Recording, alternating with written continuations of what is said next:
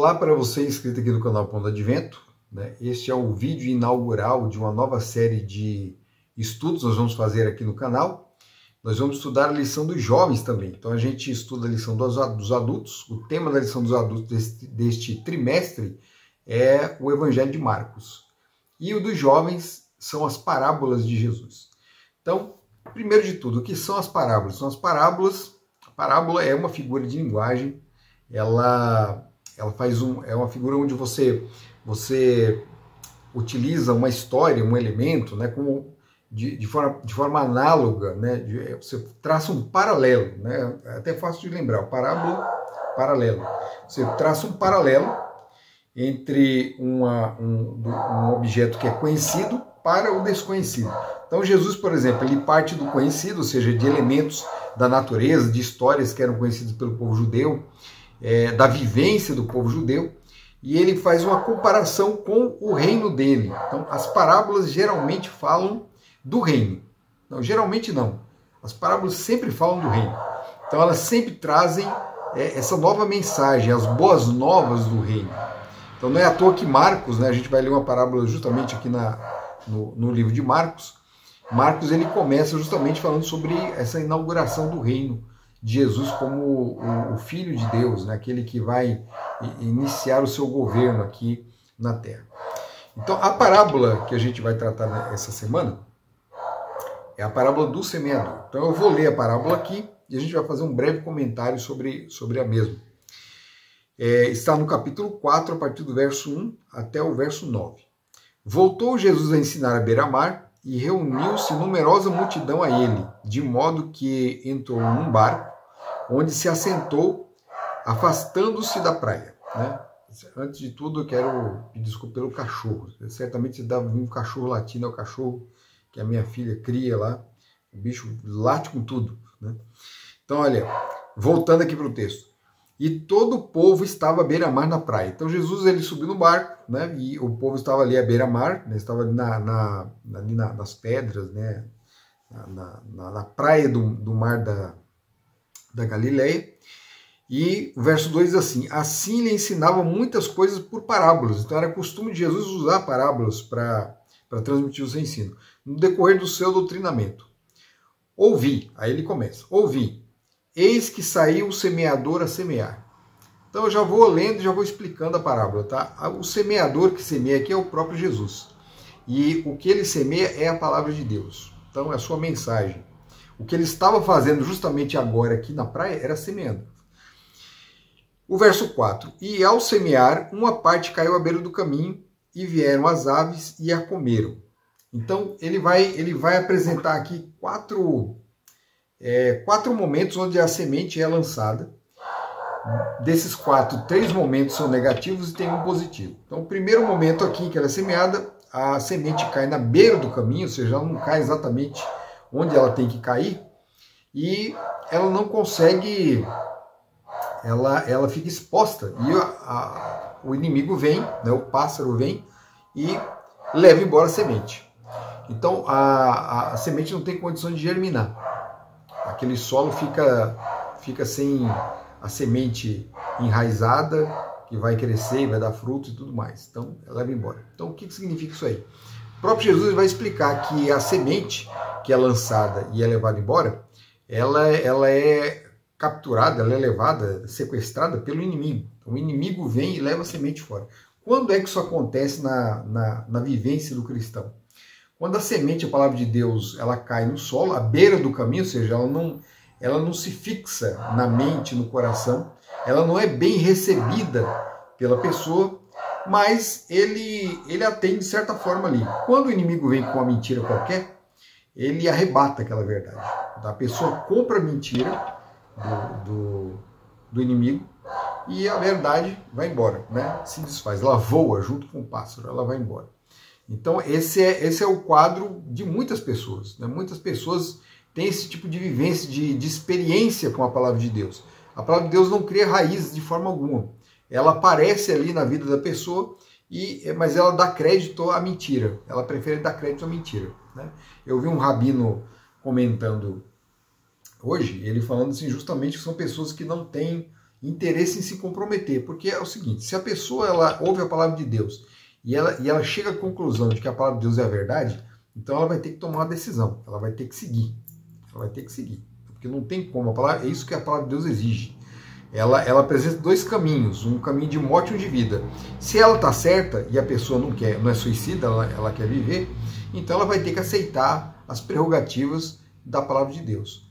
Mas ela prefere não, ela prefere ouvir o erro, a mentira, que às vezes é mais bonita, é mais consoladora, ela pensa, ela acredita que é mais consoladora, e o inimigo leva embora a mensagem que foi colocada ali, que chegou até ela. O verso 5 continua assim. Outra caiu em solo rochoso, onde a terra era pouca, e logo nasceu, visto não ser profunda a terra. Saindo, porém, o sol a queimou, e porque não tinha raiz, secou-se. Então, essa semente cai num solo, ela tinha até condições da raiz penetrar, mas como ele era rochoso, a raiz não conseguiu se aprofundar. E quando veio o sol queimou a planta e ela morreu.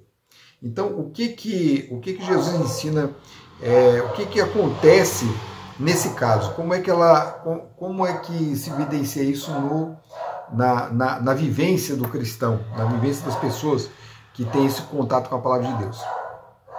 Essa é aquela situação onde a palavra de Deus, ela, embora seja bem recebida pela pessoa, ao contrário do primeiro caso, ela não cria raízes, ela não se aprofunda.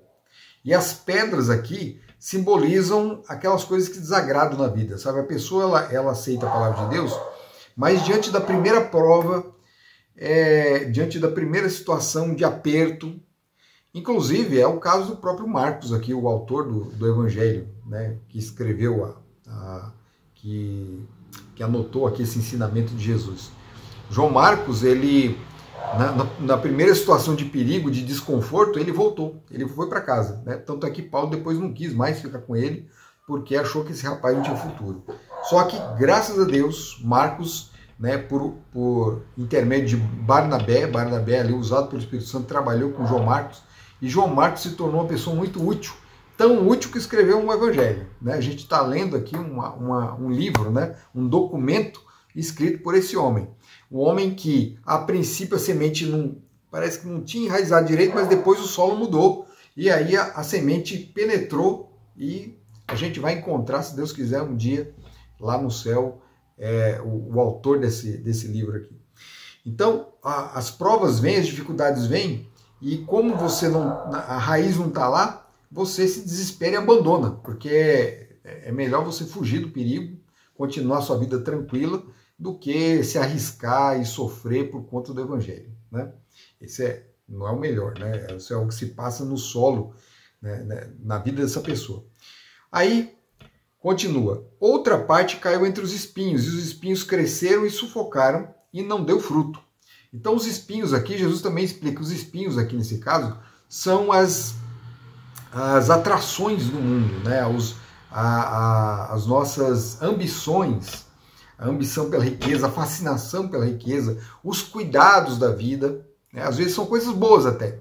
Riqueza é uma coisa boa, os cuidados da vida, né? O trabalho, os afazeres são coisas boas também, mas você às vezes deixa que isso sufoque você. Sufoca a tal ponto que a palavra de Deus não se expande. Então, por exemplo, existem muitas pessoas que têm essa vida cristã dessa forma. Ela vai para a igreja, ela às vezes lê a palavra de Deus, mas nem tem muito tempo, porque a vida é muito corrida, né? A desculpa é sempre aquela: eu não tenho tempo, porque não estudou, porque eu não tenho tempo, porque não fez o trabalho profissional, mas não tenho tempo. É sempre falta de tempo, porque o tempo está ali concentrado em outras coisas. Então, esses espinhos vão sufocar a planta e uma hora ela vai morrer. A pessoa não vai aguentar. E aí vem o último solo, né? Vem dizendo assim: outra, enfim, caiu em boa terra e deu fruto, que vingou e cresceu, produziu a 30, 60 e a 100 por um. E aí Jesus no final fala, e acrescentou: quem tem ouvidos para ouvir, ouça. Então, o bom solo é aquele que recebe a palavra de Deus, ela cria raízes, é uma terra bem trabalhada ali, ela tem condições, a raiz tem condição de se espalhar, a raiz encontra água para poder sobreviver, e a planta cresce e o sol não mata ela. O sol, na verdade, vai alimentar essa planta também. vai ser o contrário. Enquanto num caso, lá no caso das pedras, o sol veio e matou, ou seja, vem as dificuldades, as provas, ela morre, não, nesse caso aqui as dificuldades, as provas servem até para ela ficar mais forte, ela fica mais forte, e o cristão que vive esse tipo de realidade, né, esse tipo de experiência com a palavra de Deus, ele se torna um vencedor. Então é isso. Esse é um sentido assim, um sentido preliminar da parábola. A gente pode tirar muito mais coisa daqui, porque as parábolas, um outro motivo de Jesus falar por parábolas é justamente esse. Você consegue extrair sempre mais das parábolas. O símbolo, o paralelo, ele não se esgota, né? Você pode ir além. Então, o importante é lembrar aqui um detalhe, né? O problema não é a semente, o problema é o solo. E isso aqui não é um determinismo, tá? Não é que a pessoa tem um solo de tal jeito, que o solo é seco, cheio de pedras, que ele não tem solução, não. Ele só vai trabalhar o solo. Trabalha o solo, tira as pedras, muda a sua vivência ali, e a palavra de Deus vai ter condições de crescer e de dar frutos, né? E o fato de ser mencionado esse solo no final que cresce, expande e dá fruto, é um símbolo do reino de Deus também. Jesus está querendo dizer o seguinte, ó, que ainda que tudo impeça, venha um inimigo, venha problemas, venha dificuldades, ainda assim a palavra de Deus, ela vai dar frutos no final. O reino de Deus vai crescer, vai ser grandioso, vai ocupar a terra toda, o planeta todo, né? E o inimigo vai ser destruído, e não haverá mais morte, mais pranto nem dor, né? E é isso que as parábolas ensinam, não só aqui, mas também nas outras que a gente vai estudar durante esse trimestre, tá certo? Então é isso, esse é o vídeo inaugural, né? Espero que vocês tenham gostado. Até o próximo vídeo, que Deus abençoe vocês. Tchau!